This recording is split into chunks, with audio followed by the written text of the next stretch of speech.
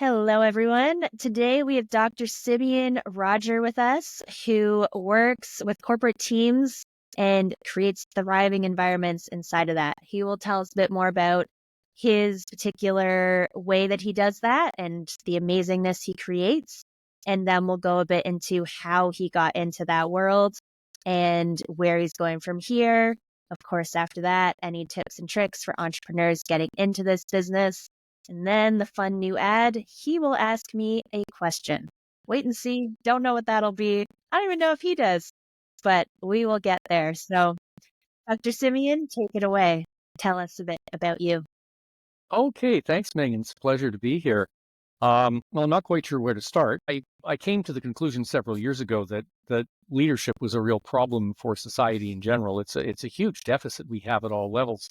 When we look at leadership across the board, whether it's political leadership, cultural leadership, economic leadership, whatever it is, and certainly leadership in terms of organizations, we seem to be a little bit stuck, or actually more than stuck. Actually, nobody seems to have any new ideas. And this is a bit of a problem, and it's certainly something that I noticed. I know we'll probably get to that in the next section of your podcast about how all this came about. But, really what I've discovered is several interesting things about leadership, because of course, if you're talking about organizations, which is what this is most of the time, modern organizations will always say they want leaders, but the truth is they really don't. They actually kind of more want managers.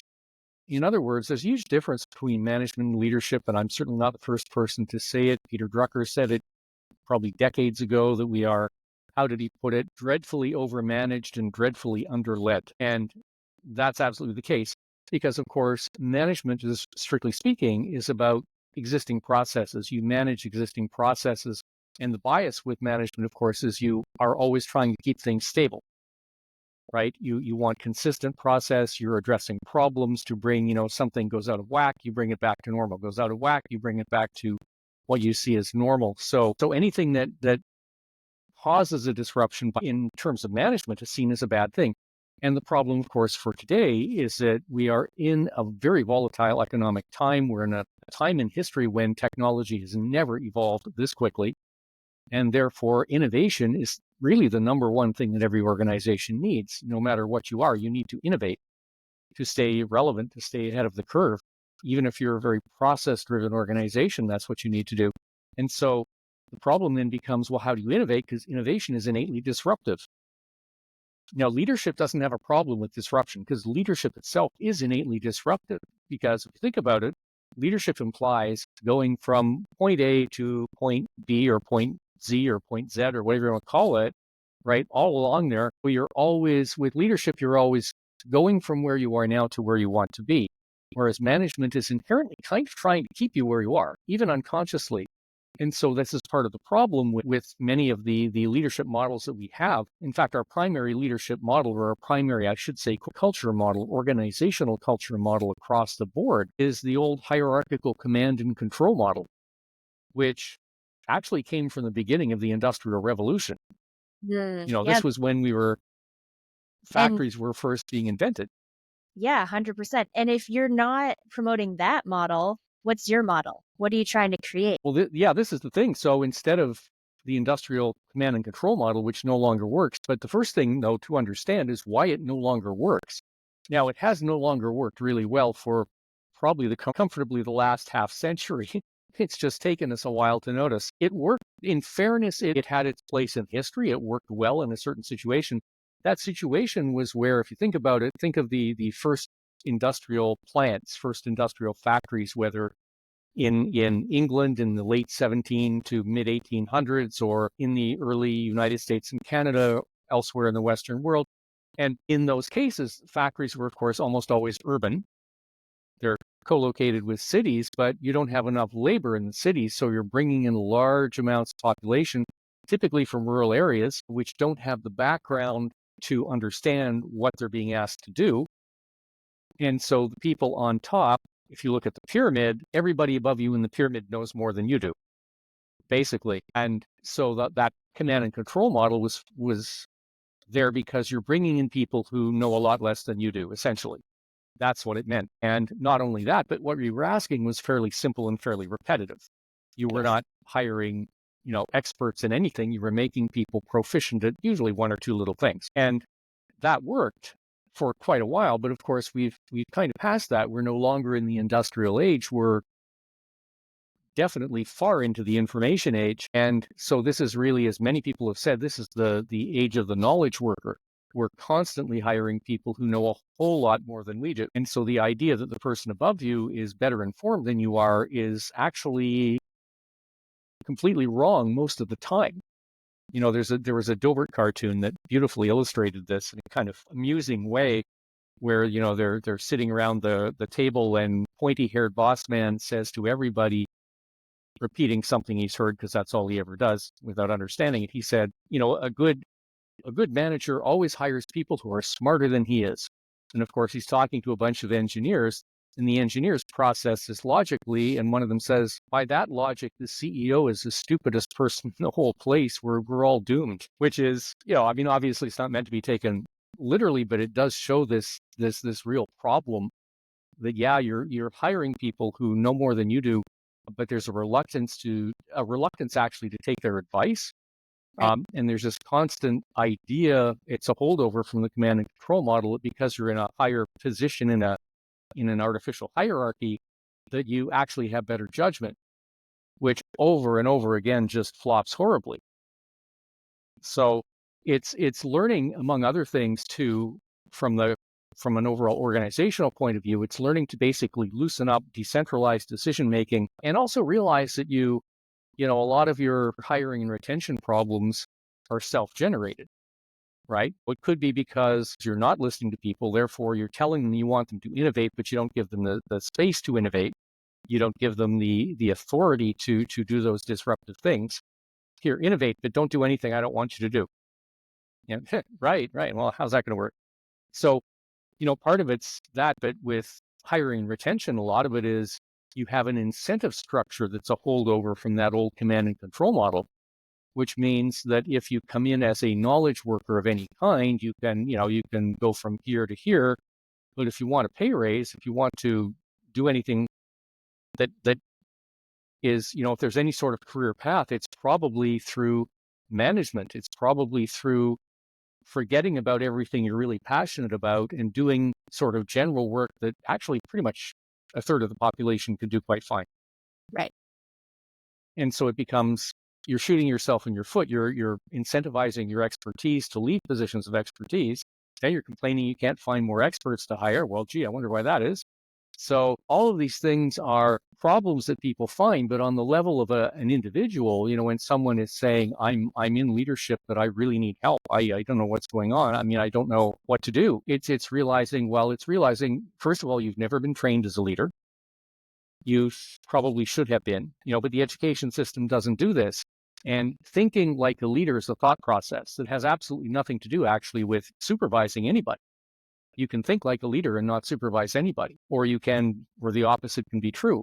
So it's learning to be a leader before you become one, which would be optimal, but usually people are stuck in a position of leadership and suddenly realize they're, Fumble it. they have a problem. But there are other things too that are going on. And, one of them, of course, they find themselves in a position of leadership. Again, they're being told they're to be leaders, but in fact, they're actually being asked to be managers. So they're caught in a whole organizational cultural kind of groupthink that's trying to get them to think and act a certain way, even if that way of acting is pretty much counterproductive to the goals they've been given to accomplish.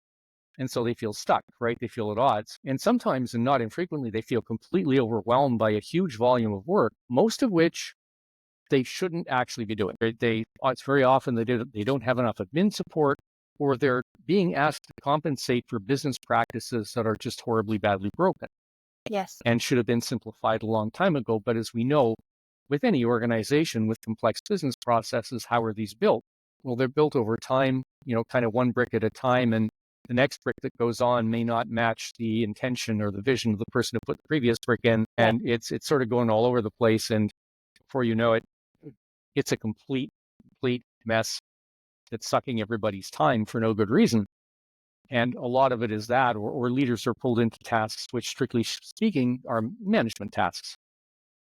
All of these things are problems that people really need help navigating. But there are ways to do that. There are ways to get out of the overwhelm. There are ways to get things off your plate that shouldn't be there, and give yourself enough room to breathe so you can at least just calm down, praise the situation, and move forward. But often you can't do that while you have so much on your plate. Right. And when you go into an organization, what is your process to achieve those results? Well, usually, um, for myself, it's been dealing with one person at a time very often, and trying to help one person at a time navigate a particular situation. If you're lucky enough to be able to look at lucky or unlucky enough to be able to look at someone's overall business process, an organization's issues, can be a little more difficult because you really need to take a very careful look. The problem is not always what they think it is. In fact, usually it isn't. Sometimes they believe it's personnel problems. How do we navigate interpersonal relationships in the office or whatever? And okay, there's certainly room for that. There's certainly great tools out there to help people navigate interpersonal relationships, but some of it too can stem from just systemic frustration. Everybody's at everybody else's throat because the system has put them there, not because they would normally be there. So it's really trying to get to the bottom of what's going on, which is no mean feat. That's a bit of detective work. So you're a detective for businesses. I like it. I like it a lot. How did you get into this position? How did you arrive where you are today? Well, I think it stemmed really from my own, strangely enough, from my own experience of terrible leadership, from being subjected to that in a number of very different scenarios. I spent about 20 years as a priest in the Eastern Orthodox Church, and it wasn't my full-time gig. I was also working in a corporate environment at the time. And so that was very interesting because these were two very different organizational cultures, each dysfunctional, each in its own ways, which were Yeah. quite unique. And of course, if you're in a church, the church always figures it has the moral high ground. It's somehow better, better, more fair, more compassionate, more caring than those nasty other people. And of course, that turned out to be completely the opposite. But when there was a time about probably, I'm going to say it's 2 decades ago now. It's embarrassing, but when I was in a corporate environment, we actually went to the leadership and as a group of us, and we made concrete suggestions about how they could improve this, which were things like, you might want to change, you need to change the incentive structure because you're basically killing off the people who can accomplish your main goal. In other words, they're not staying long enough to contribute, that you're just incentivizing them in all the wrong ways. And you set up you're still, of course, in this hierarchical command and control model where actually what's happening is people who are less qualified are doing quality control on the work of the people who are more qualified and introducing errors. And you're wondering why this is happening. Well, think again. I mean, it's pretty obvious, right? You're basically having, and this was quite literally true in some cases, you were having people with PhDs being QC'd by people who didn't graduate high school, who were trying to correct their grammar. Yeah, so this wasn't going well. So you had all of these things going on, and we presented this to our leadership of the day. Have to admit, unsuccessfully. Maybe it was our lack of tact, but I think in retrospect, nothing would have budged them. They were absolutely married to the system that had brought them up, even though the system was pure insanity from a strictly objective point of view. However, what was really, really interesting is that after this, this is when I started doing research. It was after we had talked to them and after we'd presented all these ideas, because these ideas are things we made up. I mean, it just made sense. So we thought, why not do this? And it was only after that I started doing research into organizational culture and found out there were actual organizations, companies, corporations who had put some of these into effect and with spectacular results. Oh, well, okay, we felt vindicated. We'd lost, but we felt vindicated. So, there was something to be gained from that. So really, it was this kind of a school of hard knocks. It was looking at what didn't work and realizing, okay, well, where do we go from here? Because everybody knows this isn't working. Yeah. And well done. You being like, there's a gap here, and I've seen a different way to do it, and that's what I want to bring to the world. That's what I see success in, and that's what I see leadership and this whole other world. Yeah, and there is this other world that, that really awaits people. It's getting there is a painful process. Yeah. To be honest, yeah, it's upending what you know. And it's being able to accept what appears to be disorder and chaos, which is not easy for a mind that has been brought up, educated to search for order and process. What does that disorder and chaos produce? Fundamentally, it produces results. And that's part of the problem is, you really have a bifurcation in the road. You have to choose. Look, you're at a crossroads here. I think all of us are. You can have process or you can have results. You probably can't have both. And so because you can't have both, you really do have to choose. And this has been made very clear in, this was fast. You could say the origins of modern organizational culture go back to the Second World War, go back to the origins of special forces in the Second World War, which was when they started. And it happened in British North Africa when the British Eighth Army was up against Rommel's Afrika Korps. And their backs were against the wall. They were being pushed into Egypt, Rommel coming from the west along the Mediterranean coast of Africa there. And a couple of British officers went to the hierarchy of the Eighth Army and made a ludicrous proposal because it went completely against the incredible stodginess of the British military establishment at the time. And there was no more stodgy establishment on the planet. And they said, look, Rommel's entire southern flank is completely undefended. It's undefended because nobody lives there. It's the Sahara Desert. Nobody can travel through it, but we think we can. And we can cause havoc if you just give us free rein to do what we want to do. And so these two officers founded two organizations. One was the Long Range Desert Group, and the other still exists today, the Special Air Service, the SAS, the main British Special Forces. And so these two people, David Sterling of the SAS and Ralph Bagnold of the Long Range Desert Group, they thought, okay, now we have to find people who are absolutely the best in the world. To do what we want to do, these people have to be seriously good. We need the best desert navigators, or we're all going to die in the desert, because that's what happens. You run out of water, you run out of gas, you're dead. Or you get lost, you're dead. So we need the best desert navigators. We need the best explosives experts. We definitely need the best communications people. And then the list went on, right? You didn't need a lot of people, but they needed the best of the best. And so they started looking. And guess where they found most of these people? Where in they were. jail. They were in the brig for insubordination. Sounds about right. Yep, in the British Army, because the British Army, of course, was intensely process driven, but these people were the best in the world, and they had a very low tolerance for BS. They would call a spade, and because they would call a spade, they ended up in the brig. And so they got these people out of the brig, and then they were able to do what they did, which had amazing results. But the interesting thing about that was that when they were planning an operation, they were very clear that, look, I don't care. They would say, look, I don't care who outranks whom. We're all experts at what we do. We're all just pretty much brilliant. So let's figure out how to do this. Rank doesn't matter. All good ideas accepted. Don't care if you're a private. Don't care if you're a colonel. Put it on the table because you're an expert at what you do. And that culture has hung around in most special forces, or a lot of the special forces units worldwide ever since. They will just take off the rank badges and plan. And there was an incident only, I guess it was in Afghanistan a very few years ago, because an American Special Forces operator talked about it recently. He said, yeah, I was in a planning session with the British SAS I was either Iraq or Afghanistan. And he said, yeah, we had this apparent opportunity to grab a high value target. The British officer, the SAS officer at the time, said to his enlisted men, you guys go into the next room, take 10 minutes, tell us if this is really a good idea or not. And if so, how to do it. They came out 10 minutes later and gave him every reason why this was the stupidest thing they could possibly do. It was daylight. We're going to lack the element of surprise. The intel is not good, on and on. And the American was quite amazed by this. He said, that's really, that's impressive. Yeah, that's how it should be done. But that's the thing. In most of our organizational environments, we were reluctant to admit that, the people we're trying to hire these days are the best of the best. That's what we want, right? We want to hire people who are really good at what they do. Well, if you're hiring people who are the best of the best and are really good at what they do, they will have a low tolerance for BS. So if you subject them to the hierarchical command and control system model, it's not going to work well. You're going to generate all kinds of tension. And This is what happens. Now, years ago, I was at a meeting, a conference, actually, I guess, here in downtown Ottawa.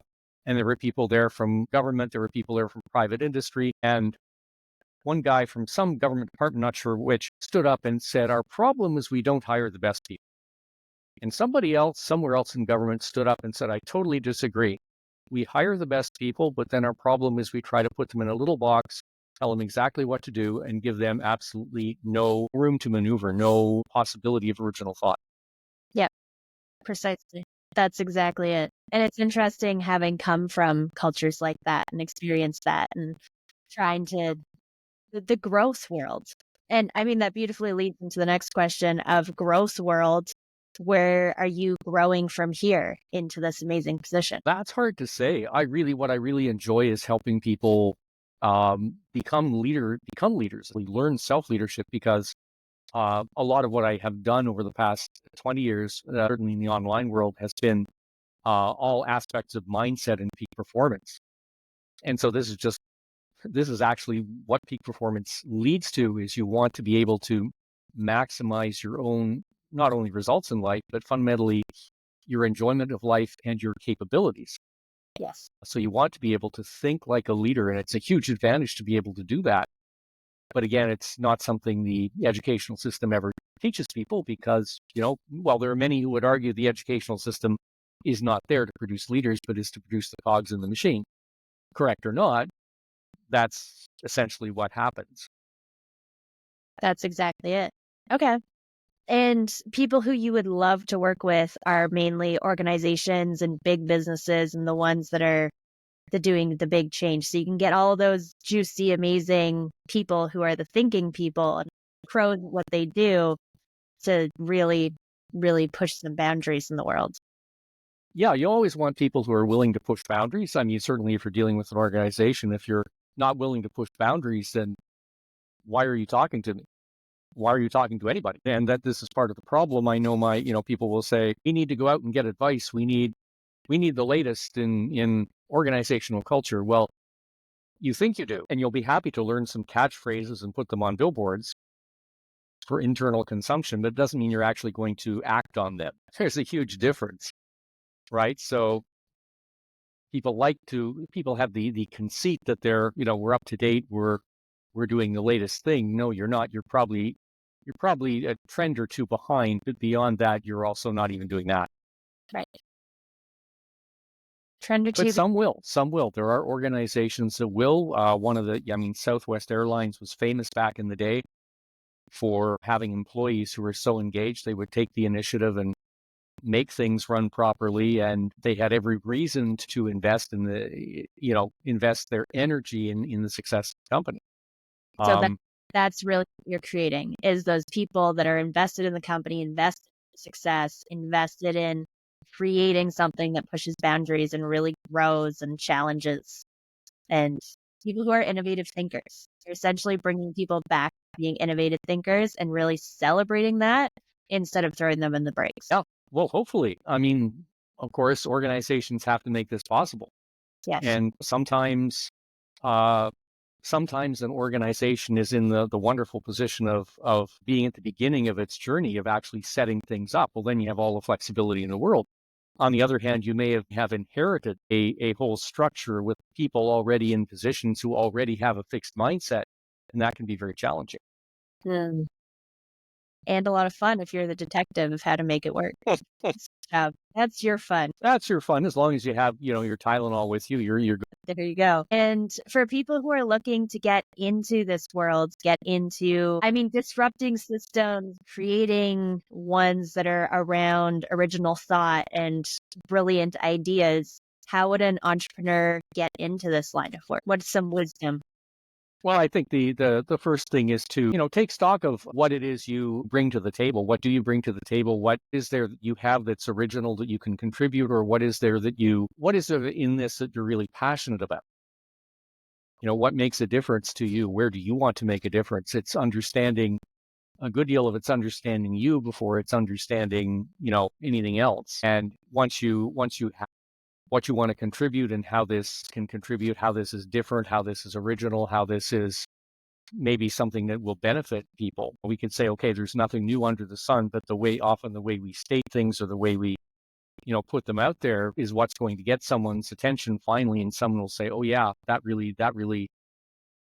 right. So it's really understanding that first. Understand yourself first. Understand why you're interested. Test your ideas. Test your ideas. Test your ideas in blog format. Test your ideas in video format. Whatever it is, just get out there and bounce ideas off people and see what resonates. I like that a lot. It's the imperfect action. Lots of imperfect action. Go try stuff out. Go have fun with it. And I love the find your passion, because that's what's going to keep you going throughout all of the ups and downs of starting and running a business. It's the passion. It's the loving what you do, loving being the detective and figuring out how to make things work. Yeah, and there are so many things you can do. You do coaching, individual coaching. You can do consulting. You can do speaking. You can do content creation. There are so many avenues here to be creative, and Yeah, it's what works for any particular individual. that's exactly right. Okay, time for you to ask me a question. What's your question for me today? My question for you is, what's been your number one takeaway from business so far? Your biggest takeaway? My biggest takeaway, it's actually really interesting because my business is called Support to Thrive, and I was doing it all by myself. My biggest takeaway was when I finally connected with an amazing group, and that has made all the difference. People who had training and like systems that they were already using that worked really well. It was the biggest aha moment for me of like, okay, these guys are operating at the level I want to operate, and I kind of just have to copy and repeat what they're doing with my own stuff and my own information and knowledge based on top of that. That was my biggest learning in this was like, let people in, let people support you. Sometimes it takes money to like pay them to do that, and that's okay. It is well worth it. That's what'll keep you going in the long run. So your ironically support to thrive was you were not giving yourself permission to get support so you could thrive. That is 1,000% it. Yeah, Yeah. Let people in, let them support you. it's exactly. So much of success is a team sport. Yes. That's it. That's why there's a number 2 in my support to thrive, because you need more than one person. You shouldn't do it alone. More fun with others too. Oh yeah, it's more fun playing a bigger sandbox. Yeah, that's exactly it. Well, thank you very much. And do you have any last words that you would like to say before we sign off? I don't know. I think we've covered a lot of ground and it's been a lot of fun. So thank you so much. You're very welcome.